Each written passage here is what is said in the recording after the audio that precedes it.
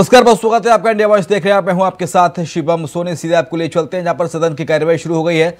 सदन में हंगामे के चलते कार्यवाही स्थगित हुई थी 2 बजे तक के लिए, लेकिन फिर से राज्यसभा और लोकसभा में कार्यवाही शुरू हो गई है। सीधे लाइव तस्वीर आपके सामने राज्यसभा से, जहां पर उपराष्ट्रपति जगदीप धनखड़ सदन को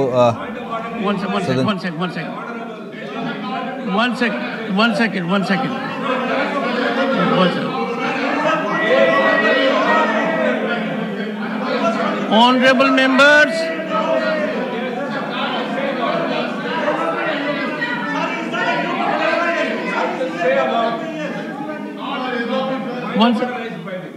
one at a time. Don't make it chorus. And for a change, take your seat. Take your seat. Take your seat. You'll be comfortable.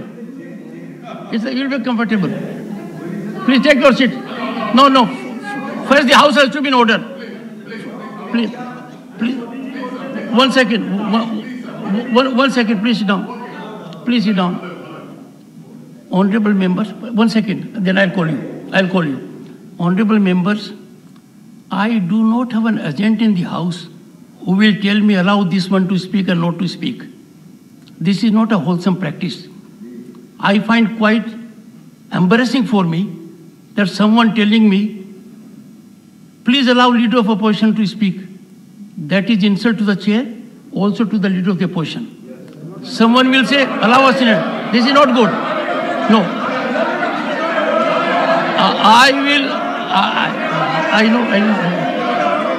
I know. Take your seat. I am talking only to adopt legally sound, rational approach. Yes, sir. Every member in the house is entitled to audience as per rules, and he or she does not need any recommendation or support from anyone. One second. Anyone. If anyone were to indicate to me that please allow Mr. Tiruchi Siva to speak, he is doing two things. An insult to the stature which Tiruchi Siva has, that on his own he cannot handle it. And secondly, that I can be so persuaded by someone else. Mr. Tiruchi Siva, before you speak, crystallize your point of order with respect to a rule. Spell out a rule and indicate. Sir, I have raised the point under Rule 258, sir. 258. Please. 258. Sir, I have certain... Sir. I want to get clarified and enlightened, sir. 1 second. Some genuine things. 1 second, sir. Kindly read 258. Yes, sir.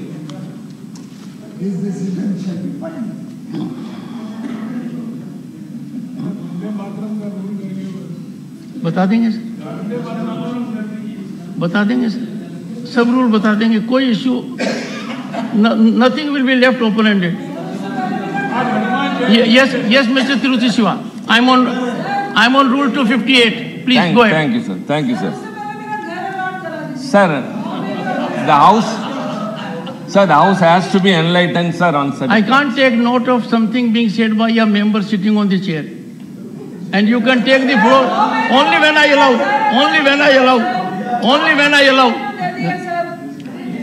Rule 258. Sir, the house has to be enlightened, sir, on certain very genuine issues, sir. You are raising your point of order in relation to Rule 258. Yeah. What does it say? Sir, it says that any member may at any time submit a point of order for the decision of the chairman, but in doing so shall confine himself to stating the point. Please do the point. Yes. State the point. Sir, the leader of the house, Honorable Piyush Goyal ji, he raised an issue about a senior leader. No. Sir. What are you wanting at the end of the day? That is what I want to tell. Okay. Sir, very simple. He said that a senior leader has made disparaging remarks abroad. He didn't name anyone, sir. He didn't name anyone. If he has not named anyone from whom they were demanding apology. Maafi mango, the house was being obstructed.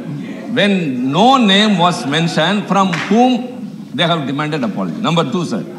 they have authenticated, as per, they have authenticated later. Authentication is to be to the concerned minister as to the chairman, sir.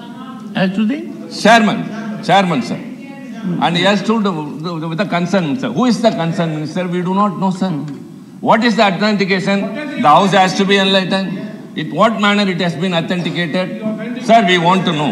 Sir, I would like to, sir, you are very, very well versed in every rule, sir. From Constitution, from the IPC, CRPC, and CPC, and as well as the rules of procedure of the conduct of business in the Council of States. Sir, I would like to refer Rule 157, 169(3), 177, and 180B, sir. one at a time. Yeah, 157.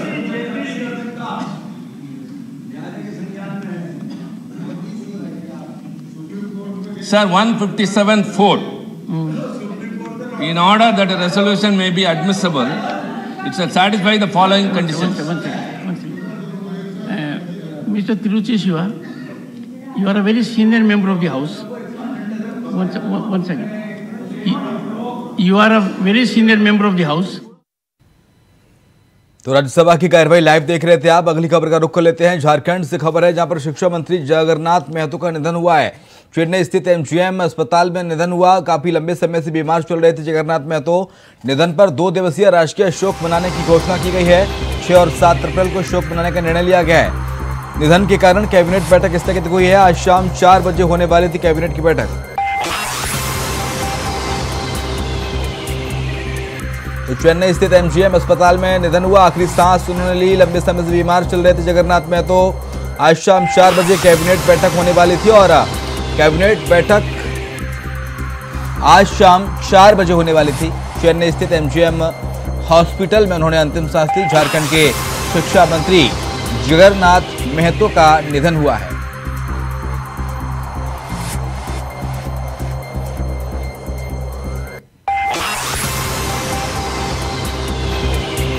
काफी लंबे समय से बीमार चल रहे थे जगन्नाथ महतो और उनका आज निधन हुआ और अंतिम सांस उन्होंने चेन्नई स्थित एमजीएम अस्पताल में ली, जहां उनका लंबे समय से इलाज भी चल रहा था।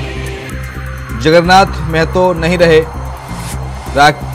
राकेश कुमार ज्यादा जानकारी के लिए हमारे साथ हमारे सहयोगी इस वक्त जुड़ गए हैं। राकेश, जगन्नाथ महतो नहीं रहे, फिलहाल क्या कुछ रिएक्शन प्रतिक्रियाएं सामने आ रही हैं? कब तक उनकी पार्थिव देह को लाया जाएगा झारखंड? एक बार विस्तार से बताइए राकेश। देखिए, जिस तरीके से जगन्नाथ महतो के निधन की खबर आते ही कहीं न कहीं पूरे राज्य में शोक का माहौल हो गया और सबसे बड़ी बात कही जा सकती है कि जगन्नाथ महतो राज्य के लिए काफी बड़े कदावर नेता माने जाते थे और उन्होंने जिस तरीके से अपनी राजनीति की है उसमें सामाजिक व्यवस्था को दुरुस्त करने, अपने इलाके को बेहतर करने और पार्टी की रणनीति के तहत कई ऐसे बड़े काम किए हैं जिसको लेकर लगातार चर्चा होती रही थी।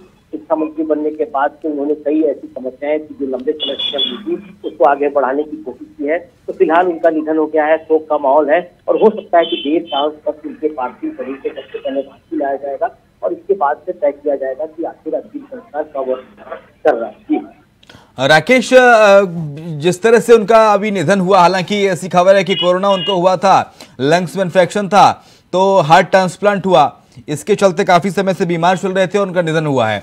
फिलहाल झारखंड मुक्ति मोर्चा की पार्टी की तरफ से वो विधायक थे। झारखंड मुक्ति मोर्चा की तरफ से किस तरह की प्रतिक्रिया है? जेएमएम की तरफ से, बीजेपी कांग्रेस की किस तरह की प्रतिक्रिया है? शोक संवेदनाएं किस तरह से व्यक्त की जा रही है? और मुख्यमंत्री का कोई ट्वीट देखने को मिला? क्या कुछ कहा उन्होंने, हेमंत सोरेन ने? देखिए, तमाम लोग कहीं न कहीं शोक व्यक्त कर रहे हैं। जहां तक मुख्यमंत्री की बात है तो सबसे पहले ट्वीट करके उन्होंने शोक व्यक्त किया, लेकिन सवाल ये खड़ा हो रहा था उनके सामने, एक बड़ी चीज कही जा सकती थी क्योंकि ये ऐसे नेता थे जो गुरु जी के समय के नेता बताए जाते हैं, यानी कि शिबू सोरेन जो हेमंत सोरेन के पिता है उनके समय के नेता बताए जाते हैं। और उस समय जब आंदोलन की चर्चा होती थी तब इनकी भूमिका काफी अहम मानी जाती रही थी। तो कहीं न कहीं एक बड़ी क्षति पार्टी के लिए जरूर बताई जा सकती है और इस तरीके से अभी आपने चर्चा की कितना गैप हो, खास करके पार्टी के लिए। तो पार्टी में बड़े नेताओं का जाना कहीं न कहीं एक बड़ी बात कही मानी जा सकती है क्योंकि जेएमएम एक ऐसी पार्टी है जिसमें अभी भी कहा जा सकता है कि कई ऐसे बड़े नेता के नाम शामिल हैं जो कहीं न कहीं राज्य के आंदोलन के लिए अपना पूरा जीवन लगा दिया था। तो जगन्नाथ महतो का भी नाम इसी कड़ी में आता था और कहीं न कहीं इन सारी चीजों को लेकर अब चर्चा शुरू हो गई है।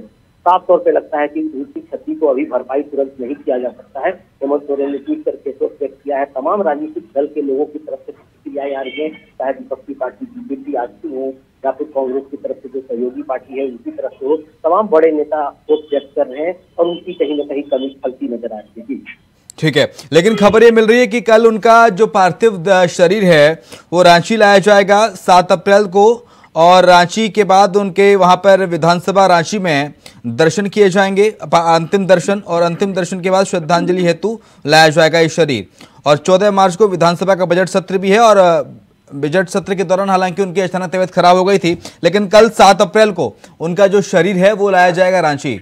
इसको लेकर क्या अपडेट? पार्टी दफ्तर में रखा जाएगा, विधानसभा में रखा जाएगा, कहाँ रखा जाएगा? देखिए, उनका एक तो आवास तो यहाँ है ही, विधानसभा में जो प्रोटोकॉल होता है खास करके विधायकों को लेकर के, मंत्रियों को लेकर के, कि उनके अंतिम दर्शन के लिए विधानसभा ले जाया ही जाता है। जो मंत्री होते हैं, विधायक होते हैं उनको, तो इस तारीख की जो प्रक्रिया है उसको तो जरूर पूरी कराई जाएगी। लेकिन सबसे बड़ी बात कही जा सकती है कि उनका जो तबीयत खराब हुई थी विधानसभा सत्र के दौरान, तो सबसे पहले स्थानीय पारस अस्पताल में ले जाया गया था और उसके बाद से चेन्नई शिफ्ट किया गया था, जहां उनका पहले ही लंग ट्रांसप्लांट किया गया था इसके पहले, जो कि एक बड़ी बात मानी जाती थी पूरे राज्य के लिए। तो अब जाकर उनकी निधन के बाद से इन सारी चीजों को लेकर चर्चा हो रही है कि आखिरकार जगन्नाथ महतो नहीं रहे, लेकिन जो प्रक्रिया है, जो प्रोटोकॉल है, मंत्री होने के नाते, विधायक होने के नाते, वो पूरी कराई जाने की प्रक्रिया हो सकता है कि पूरी कराई जाएगी। ठीक है, इसके बाद ठीक है, मैं आऊंगा आपके पास, लेकिन दर्शकों को बता दूं कि मुख्यमंत्री हेमंत सोरेन ने क्या कुछ कहा है। उन्होंने कहा है कि महान आंदोलनकारी और जनप्रिय नेता को हमने खो दिया। इसके साथ साथ बाबूलाल मरांडी, पूर्व मुख्यमंत्री, उन्होंने कहा है कि निधन को लेकर बीजेपी के विपक्ष के नेता बाबूलाल मरांडी ने ट्वीट करते हुए लिखा कि झारखंड सरकार के मंत्री जगन्नाथ महतो जी के चेन्नई अस्पताल में निधन की खबर बेहद दुखद है और लंबे समय से बीमारी को हराते हुए योद्धा की भांति डटे रहे। जगन्नाथ जी का चले जाना पूरे झारखंड के लिए अत्यंत दुखदायी है। राजनीतिक भिन्नता के बावजूद व्यक्तिगत रूप से उनकी जीवटता का मैं सदैव प्रशंसक रहूंगा। राकेश हमारे साथ, हमारे सहयोगी लगातार जुड़े हुए हैं। राकेश, ये बहुत ही कम देखने को मिलता है कि जब कोई दूसरी पार्टी का नेता नहीं रहे उसके बाद भी उसकी तारीफ की जाए। बाबूलाल मरांडी ने तारीफ की है, उन्होंने कहा है कि व्यक्तिगत रूप से उनकी जीवटता का मैं सदैव प्रशंसक रहूंगा। ये बाबूलाल मरांडी कह रहे हैं। राकेश, देखिए एक अहम बात मैं बताना चाहूंगा कि जब राज्य के गठन के ठीक पहले आंदोलन का दौर जब चल रहा था, तो तमाम जो बड़े नेता थे उनको कहीं न कहीं सहभागिता दी जाती थी अलग राज्य के मसले पे। ठीक है, मैं आऊंगा आपके पास। राकेश, इस वक्त हमारे साथ राकेश सिन्हा जुड़ गए हैं, प्रवक्ता है कांग्रेस पार्टी के। राकेश जी, बहुत स्वागत है आपका। राकेश जी, जगन्नाथ महतो नहीं रहे सर? हाँ बिल्कुल, देखिए ये बहुत ही दुखद खबर हम लोगों को आज प्राप्त हुई है। इस राज्य के बहुत बड़े आंदोलनकारी भी थे और राज्य की जनता जो है उनको टाइगर के नाम से संबोधित भी करती थी, और उनका जो संघर्ष रहा है इस राज्य के आंदोलन के लिए, जनता के साथ जो उनका एक लगाव रहा है, यह बिल्कुल बड़ा चीज था। और आज बहुत ही हम लोग दुखी हैं कि आज हम लोगों ने एक महान आंदोलनकारी को खो दिया है। सर, जगन्नाथ महतो का जाना राजनीति के लिए कितनी बड़ी क्षति मान के चलते हैं सर आप?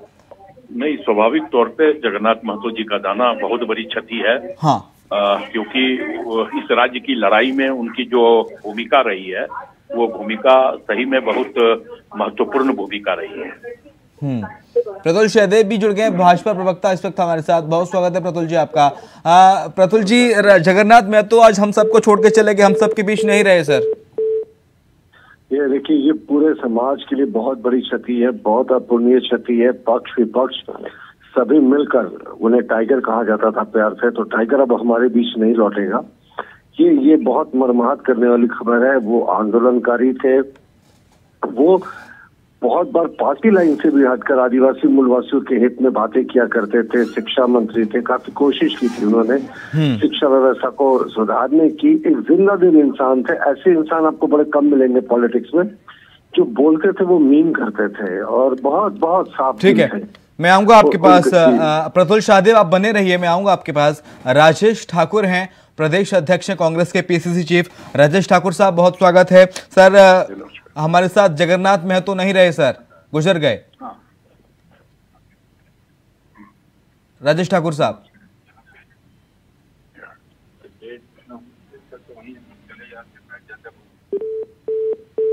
लगता है कुछ तकनीकी खराबी है, तो राजेश ठाकुर साहब की आवाज नहीं आ पा रही हमारे तक। प्रतुल जी, आप अपनी बात पूरी कीजिए। मैंने कहा ना, वो एक आंदोलन थे, उसके बाद बहुत पॉपुलर विधायक थे अपने क्षेत्र के, उनका क्षेत्र बहुत उग्रवाद प्रभावित क्षेत्र था। हाँ। उसके बावजूद उन्होंने क्षेत्र के अंतिम व्यक्ति के विकास के लिए काफी सारी योजनाएं चलाई थी, अंतिम व्यक्ति तक पहुंचते थे और बहुत हद तक उनके प्रयासों से उस क्षेत्र में शांति आई। और हम कह सकते हैं कि ये बहुत बड़ी क्षति है, अपूर्णीय क्षति है। और अब एक कहते हैं ना, रिटर्न ऑफ टाइगर, तो हमारा टाइगर कभी रिटर्न नहीं करेगा, ये अपने आप में बहुत ही मर्माहत करने वाली बात है। जी, कोई ऐसी यादगार लम्हे, कोई ऐसा यादगार किस्सा जो आपके साथ कभी गुजरा हो जगन्नाथ महतो और आपके साथ, जो आप आज दर्शकों के साथ साझा करना चाहें प्रतुल शाहदेव?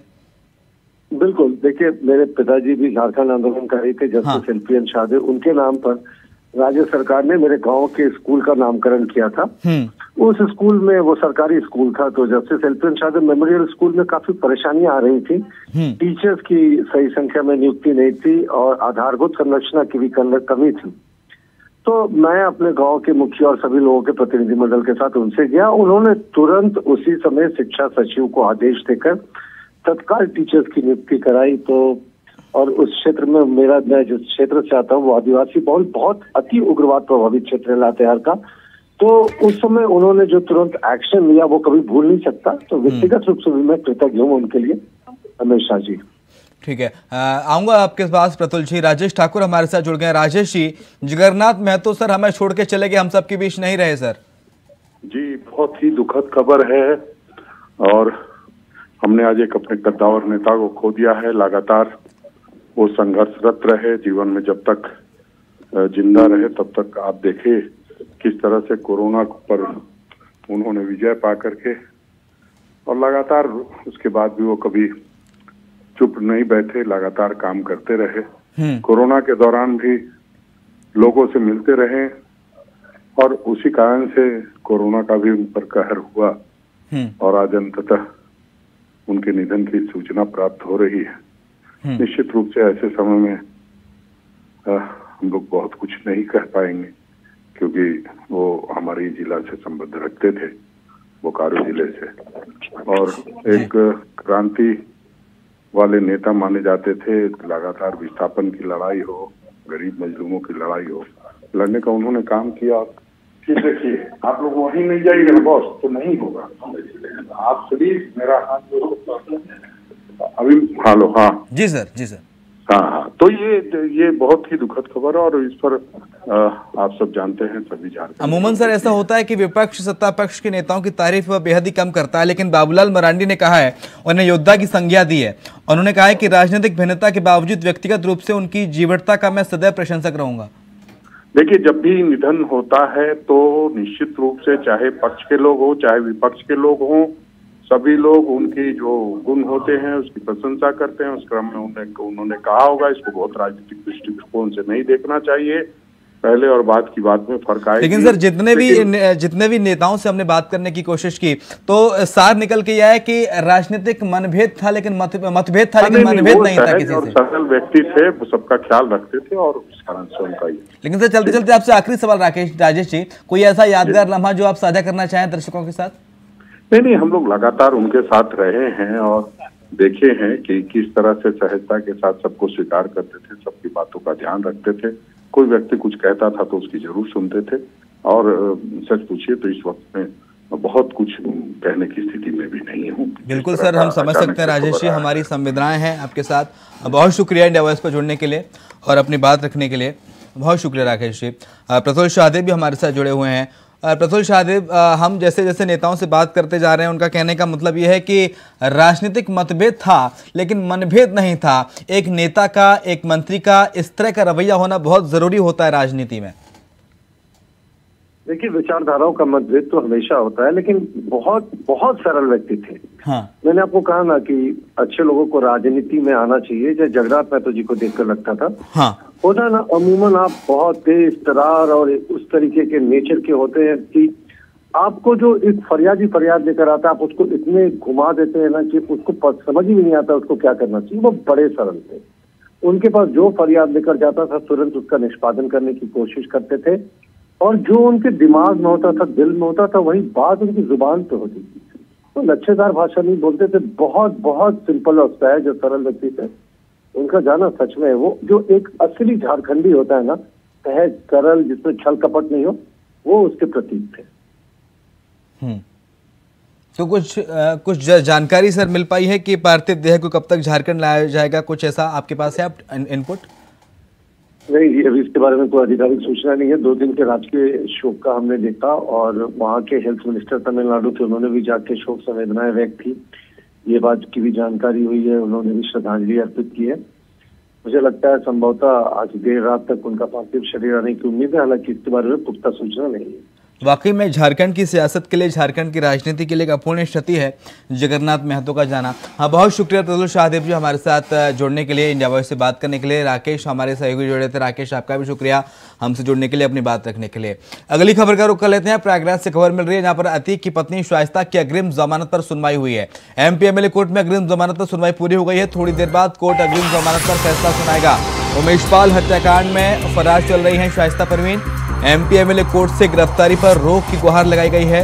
तो बड़ी खबर, बड़ी जानकारी, शाइस्ता परवीन को लेकर फैसला सुनाया गया है। एमपी एमएलए कोर्ट में अग्रिम सुनवाई पूरी हो गई है। प्रयागराज से खबर है, अतीक अहमद की पत्नी शाइस्ता की अग्रिम जमानत पर सुनवाई हुई है। एमपी एमएलए कोर्ट में अग्रिम जमानत पर सुनवाई पूरी हो गई है। थोड़ी देर बाद कोर्ट अग्रिम जमानत पर फैसला सुनाएगा।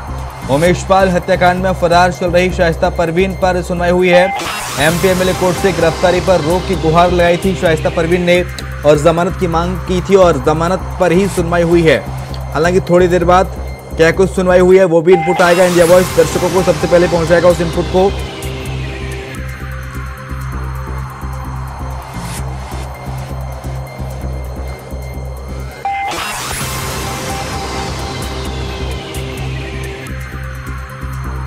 थोड़ी देर बाद कोर्ट अग्रिम जमानत पर फैसला सुनाएगा। प्रयागराज से खबर है जहां पर एमपी एमएलए कोर्ट में अग्रिम जमानत पर सुनवाई पूरी हुई है।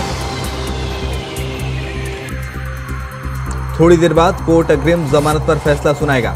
एमपी एमएलए कोर्ट से गिरफ्तारी को लेकर यह फैसला आया है और उमेश पाल हत्याकांड में फरार चल रही शाइस्ता परवीन को लेकर एमपी एमएलए कोर्ट ने फैसला सुरक्षित रख लिया है। थोड़ी देर पर कोर्ट फैसला सुनाएगा।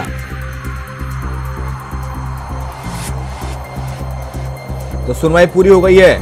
अतीक की पत्नी शाइस्ता की अग्रिम जमानत पर सुनवाई पूरी हो गई है। एमपी एमएलए कोर्ट में अग्रिम जमानत पर सुनवाई पूरी हो गई है। फैसला सुरक्षित रख लिया गया है। शाइस्ता परवीन की जमानत को लेकर सुनवाई पूरी हो गई है। एमपी एमएलए कोर्ट ने फैसला सुरक्षित रख लिया है और थोड़ी देर बाद कोर्ट फैसला सुनाएगा।